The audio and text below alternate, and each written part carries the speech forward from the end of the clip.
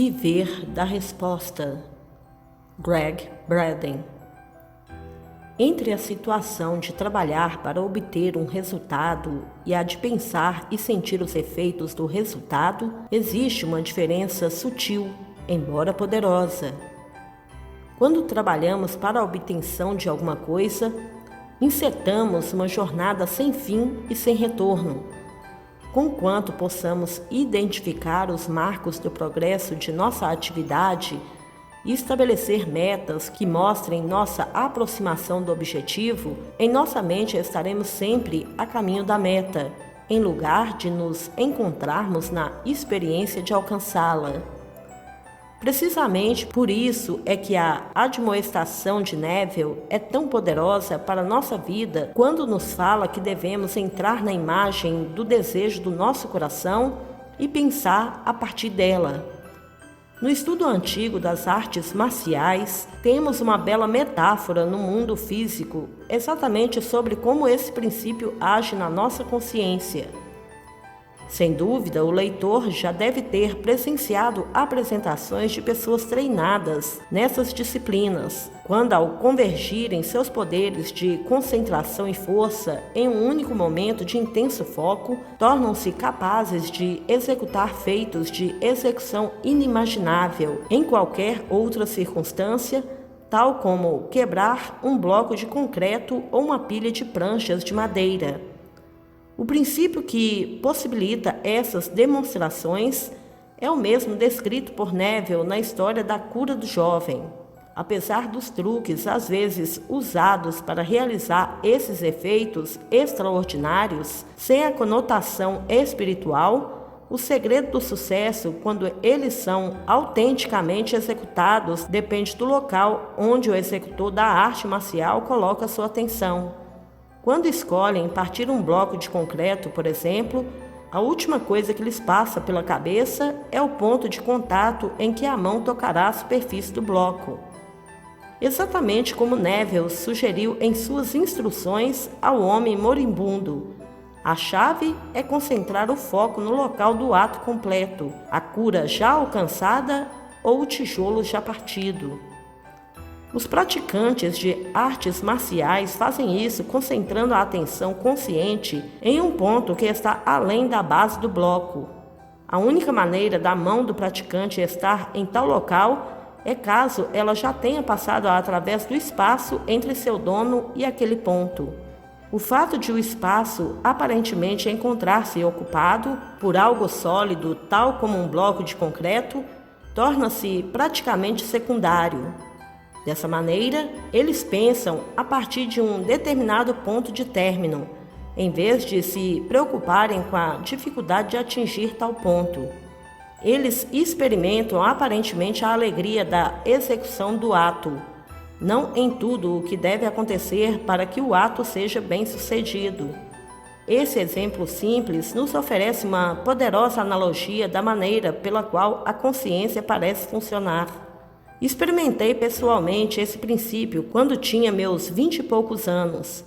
Foi na época em que o centro da minha vida tinha se deslocado do trabalho em uma laminadora de cobre e da participação em uma banda de rock para o foco espiritual de um poder interior. Foi quando fiz 21 anos que, súbita e inesperadamente, fui atraído para uma combinação de corrida de longa distância, yoga, meditação e artes marciais.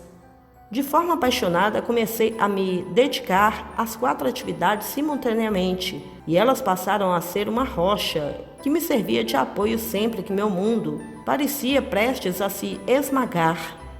Um dia, enquanto ainda estava no dojo, o estúdio de artes marciais, e um pouco antes da aula de karatê, testemunhei até que ponto um foco concentrado pode ser poderoso.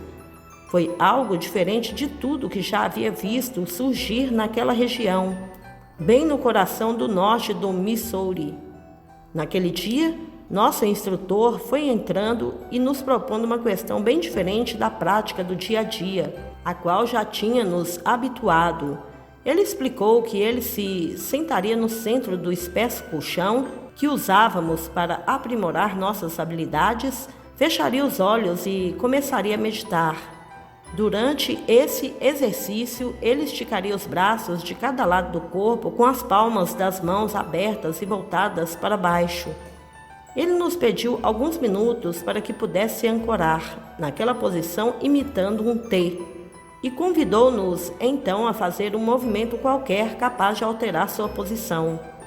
Havia 2 homens para cada mulher em nossa classe, e sempre tinha havido, até então, uma competição amigável entre os sexos. Naquele dia, entretanto, essa divisão não ocorreu. Sentamo-nos juntos, imóveis e silenciosos perto do instrutor. Ficamos olhando enquanto ele simplesmente caminhou para o centro do colchão. Sentou-se com as pernas cruzadas, fechou os olhos, estendeu os braços e mudou o padrão da respiração.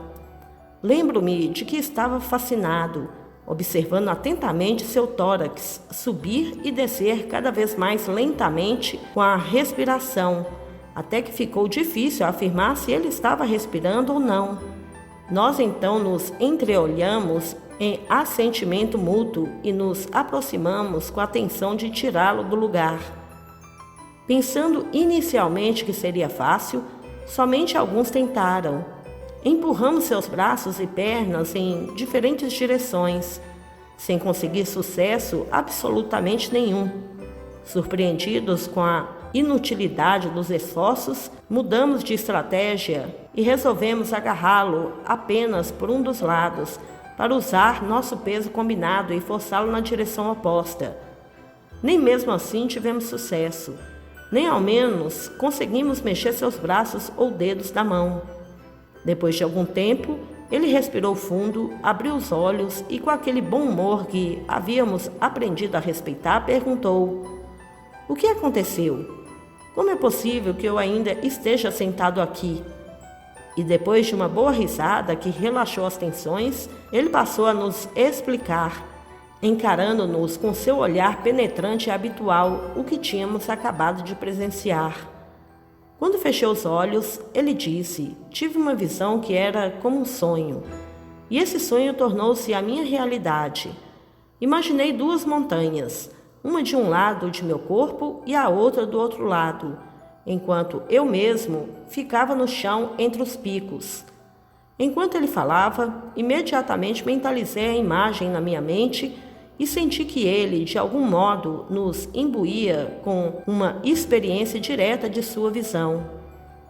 Preso a cada um dos meus braços, ele continuou: "Vi uma corrente que me prendia ao topo de cada montanha. Enquanto as correntes estivessem lá, eu estava ligado às montanhas de uma maneira que não poderia ser alterada por nada."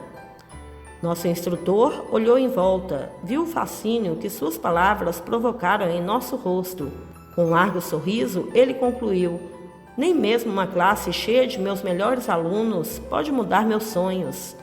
Esse belo homem tinha nos proporcionado uma experiência direta do poder de redefinir nosso relacionamento com o mundo. A lição tinha sido menos sobre a reação que o mundo nos mostrava e mais sobre cair nossas próprias regras para o que decidíssemos experimentar. O segredo aqui é que nosso instrutor estava se sentindo como se estivesse fixo em um determinado lugar do colchão. Durante aqueles instantes, ele viveu dos resultados de sua meditação, até que resolvesse romper as correntes que criara na imaginação. Nada poderia movê-lo, e foi precisamente isso que descobrimos. Nas palavras de Neville, a maneira de realizar esse feito era fazer de seus futuros sonhos um fato presente, em uma linguagem não científica que soava quase que direta demais para ser verdadeira. Ele nos disse precisamente como isso deveria ser feito. Por favor, não se deixem enganar pela simplicidade das palavras de Neville, quando ele sugere que tudo o que precisamos para transformar nossa imaginação em realidade é assumir o sentimento de que nosso desejo foi satisfeito. Em um universo participativo fabricado por nós mesmos, por que deveríamos esperar que fosse tão difícil ter o poder da criação? Amado irmão, Se você ainda não é inscrito em nosso canal, se inscreva, ative o sininho de notificações e compartilhe esse vídeo com nossos irmãos a terem esse conhecimento. Sugiro a todos que adquirem os 7 livros em um de Neville Goddard, para que possam se aprofundar verdadeiramente nesses conhecimentos. Devemos ter esse livro juntamente com a nossa Bíblia cristã. Esse livro tem toda a informação que todos necessitam para compreender a Bíblia. Clique no link abaixo, na descrição desse vídeo, e adquira agora o livro impresso O Despertar da Consciência, ou poderão adquirir os 7 e-books digitais ou mesmo adquirir o pacote completo, que está com um valor sensacional. Adquira agora para que possa ter o discernimento que tanto almeja, passo a passo nos 7 livros. Muita paz e luz a todos. Namastê.